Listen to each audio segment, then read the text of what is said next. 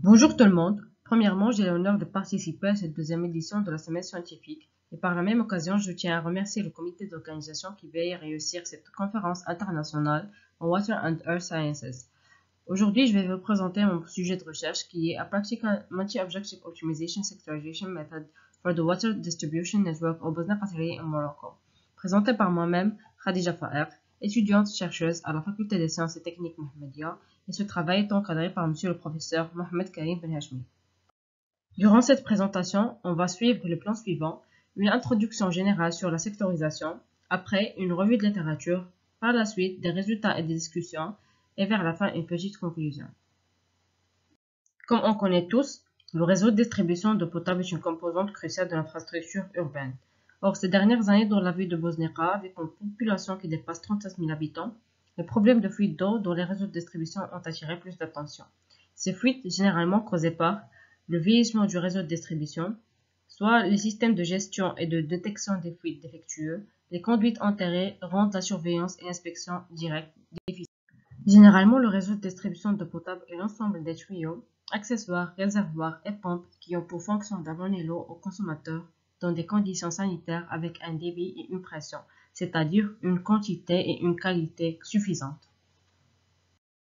Passons maintenant à la partie de la revue de littérature qui englobe un ensemble des ouvrages qui traitent l'optimisation multi-objectif précisément. Commençons par la sectorisation qui est une méthode qui aide à rendre la surveillance du débit, la pression, l'estimation, la localisation des fuites et des éclats beaucoup plus facile de chaque secteur, grâce à la répartition du réseau en petits secteurs appelés districts de mesure et de contrôle ou bien DMC. Et dans ce schéma, on voit clairement la différence entre le réseau avant et après la sectorisation, comme vous pouvez voir ici le groupement de chaque secteur avec l'apparition des débitmètres dans chaque entrée. Ici, on peut citer quelques avantages et inconvénients de la sectorisation selon les chercheurs.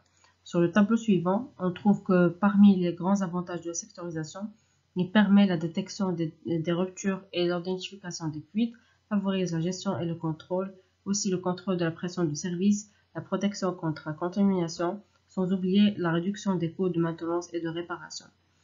Et pour les inconvénients majeurs de la sectorisation, on trouve la réduction de la résilience du réseau contre les défaillances, la réduction de la flexibilité opérationnelle, le potentiel négatif pour la qualité de l'eau, une réduction de la redondance hydraulique, un coût d'investissement initial élevé.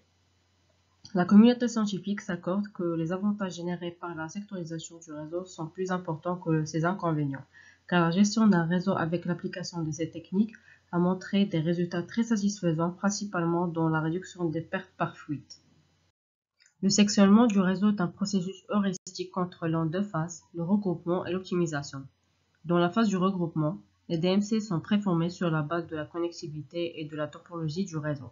Une fois cela se fait, le modèle est optimisé pour l'allocation des compteurs et des vannes en visant toujours à maximiser la fiabilité du réseau et à minimiser le coût économique. Lorsqu'on parle de l'optimisation, il ne faut pas nier que définir la configuration idéale du secteur est une tâche exigeante, étant donné les nombreux aspects de la performance du réseau qui doivent être pris en compte.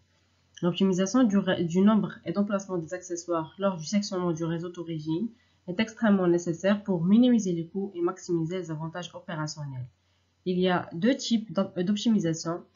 Objectif unique, qui est principalement utilisé pour simplifier les demandes de calcul et certaines hypothèses. Or, il y a l'optimisation multi-objectif qui est la plus recommandée d'après les scientifiques et qu'on va voir par la suite dans l'étape suivante. Toujours dans la partie de l'optimisation multi-objectif, un groupe de chercheurs ont été focalisés sur l'objectif de la stabilité de la pression, la qualité de l'eau, les coûts de transformation. Dans une autre recherche, les scientifiques ont travaillé en même temps sur l'objectif structurel, comme le diamètre des tuyaux, et l'objectif hydraulique pour minimiser la pression moyenne des nœuds, la puissance dissipée et maximiser la résilience du réseau. Finalement, un groupe a mis l'accent sur l'objectif du coût total de la mise en œuvre et aussi l'objectif hydraulique par l'indice de résilience. Et comme matériel utilisé dans les présentes recherches, l'algorithme génétique NFGA2, la théorie des graphes, le logiciel SWANP et le logiciel EPANET pour effectuer une simulation du modèle hydraulique. Pour évaluer l'impact du secteur sur le comportement hydraulique du réseau, on utilise des indices de performance ou bien IP. La plupart des recherches appliquent un indice pour valider et vérifier l'efficacité de la méthode proposée.